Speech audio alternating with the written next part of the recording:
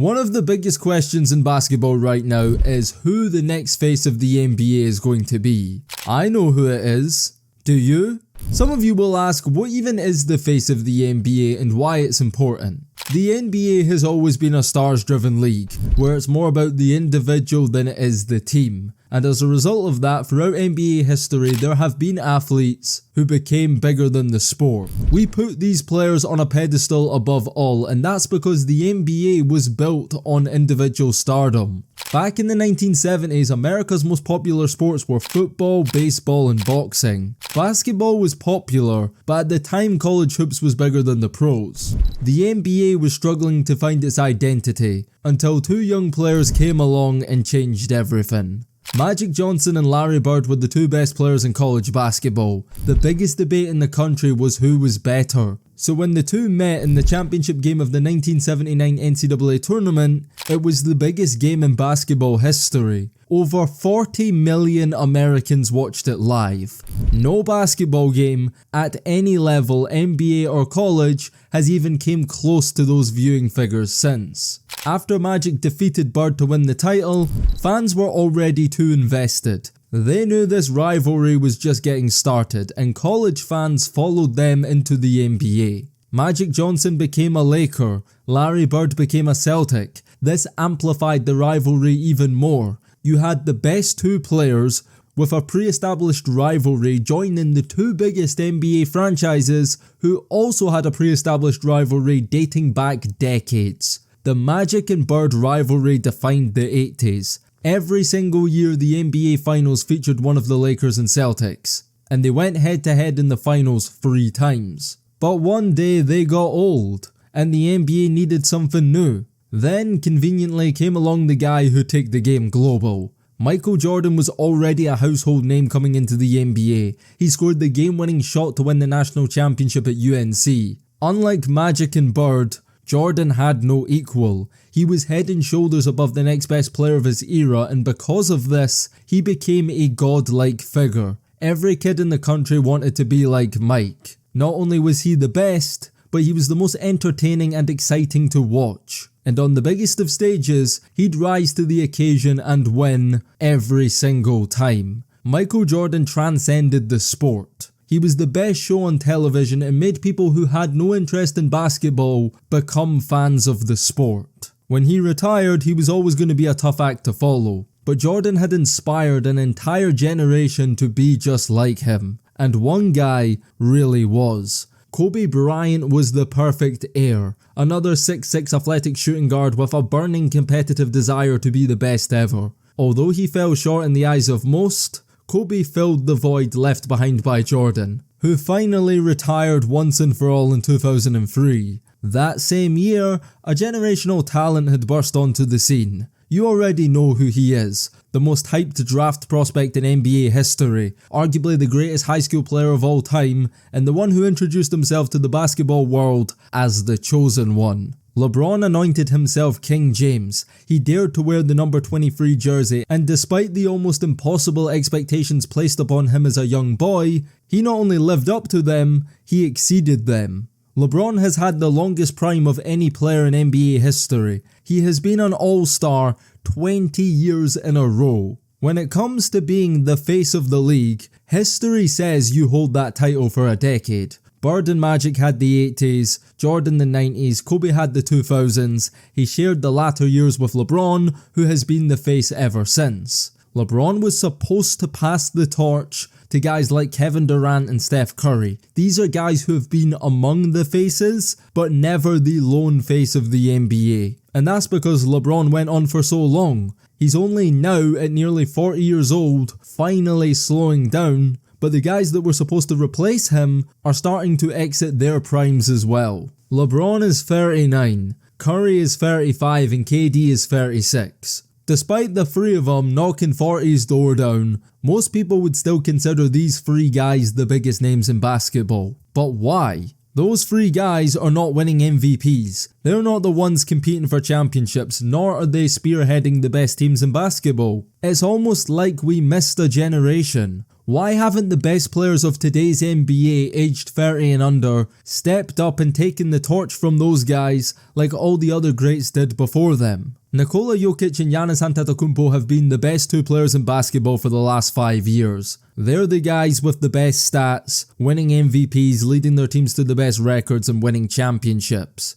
But for whatever reason, both of those guys have been rejected as the face of the NBA. Not just by the media, but by the fans. And it makes you wonder, what does it actually mean to be the face of the NBA? To figure this out, we have to look at what the previous faces all have in common. They were all at one point universally recognised as the world's best player. But clearly it's more than that. Being the best player in the NBA doesn't make you the face of the league. If that was the case, Jokic and Giannis would be the faces right now, and we wouldn't be having this conversation. So why have we rejected these guys? Is it because they're foreign? Is it because they play for small market teams? Is it because they're big men? What is it? I've heard this conversation several times, and I think a big part of it starts with the media. They have refused to fully embrace guys like Jokic and Giannis, and on massive basketball platforms like First Take and Undisputed, shows that play a huge part in controlling the narrative, they'd rather talk about play-in teams like the Suns, Lakers and Warriors, or recycle debates old as time. They'll talk about anything but the guys that are really doing it in the NBA right now. Nikola Jokic is currently on one of the greatest 4-year stretches in NBA history. He has won 2 MVPs. Last season he averaged a 25-point triple-double, led the Nuggets to the 1 seed in the West. He didn't win MVP probably because of voter fatigue, then went on to be Finals MVP, won the title averaging historic numbers in the playoffs. This season he's currently leading the race to be MVP again. This will be his 3rd, probably should be his 4th. He's got a ring, he has the stats, he's still young to go on to accomplish much more in the sport, but for whatever reason, he isn't, nor will he ever be the face of the league. Clearly, we're just going to ignore Jokic until his time passes. Right now, he's the champion sitting on the throne, and still, nobody seems to care. The debate they should be having every day on these platforms, where he currently ranks among the greatest players in NBA history, and what he has to do to become the greatest center of all time. Whenever I hear the media talk about Jokic, they kind of just briefly acknowledge how great he is. They don't deny his greatness, but they don't really elaborate or expand on it very much either, and just go back to talking about whether or not the Lakers or Warriors will make the play-in. I've heard people say the reason for this is Jokic isn't marketable enough, and part of that may be his own doing. Jokic admittedly has no interest in being famous, he doesn't care for media, and JJ Redick made a good point, that whoever the next face is, has to want it. I do think there's some validity to that, but I think the truth is, whoever they is that decides these things, like who the face actually is,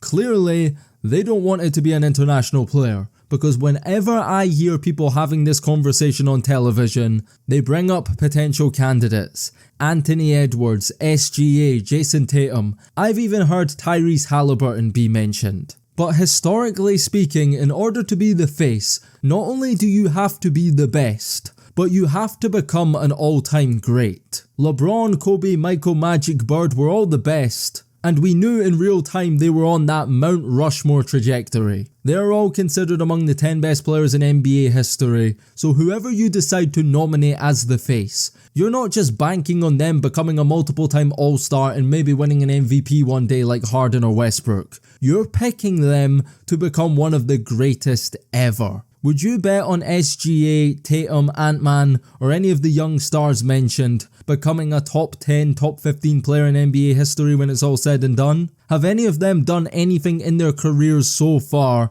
that give you any reason to believe that one day they'll be on the Mount Rushmore? If not, then they're not up to being the face of the NBA. And the truth is, outside of Jokic and Giannis, who have already been rejected, there is only one guy under 25 in the NBA right now we can all confidently agree is on that all-time great trajectory. It's Luka Doncic. He is clearly the best individual player among the current generation of young stars, and he's the one I'd bet my money on winning multiple MVPs and championships in the future. And yet, whenever I see people having this conversation on television, Luka is rarely mentioned. Why is that? If Nikola Jokic really is an exception and is just too boring to be the face, and it has nothing to do with the fact he's European, then why haven't we already anointed Luka as the next face? Why is this even a discussion? You can't say he's too boring or not marketable enough.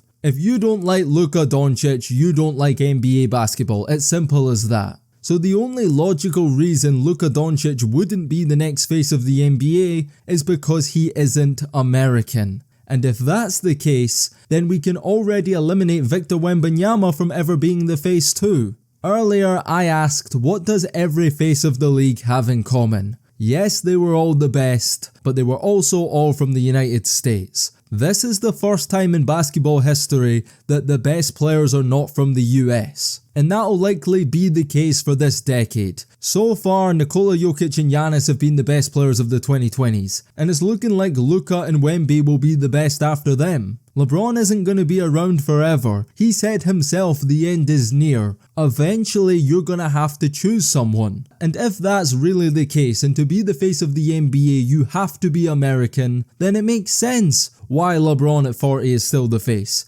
Because the young American stars of today are yet to prove themselves worthy on the court, and are doing themselves no favours off the court either. In 1980, you could get away with making love to every girl in America as long as you had that Hollywood smile, and when you stepped on the court it was showtime. LeBron James was the biggest star in America for 20 plus years, and not once was he ever involved in any kind of controversy. You can't say the same for the young stars of today. Potential candidates who had the star power and potentially the talent to be the face have all ended up blowing it for themselves. They tried to push Ja Morant. He decided he'd rather be a wannabe gangster on Instagram Live. They tried to push Zion Williamson. He couldn't control his weight, became injury prone, and got himself in hot water with an adult film star. They are currently pushing Anthony Edwards. And then they found out he's whiling in the streets paying six-figure abortion fees and not giving a care in the world. At one point they were pushing LaMelo Ball. He has the star power, but he's been irrelevant the past 2 years because he can't stay on the court. So taking everything we've just said into consideration, basically what the NBA is looking for is a star that's marketable from America.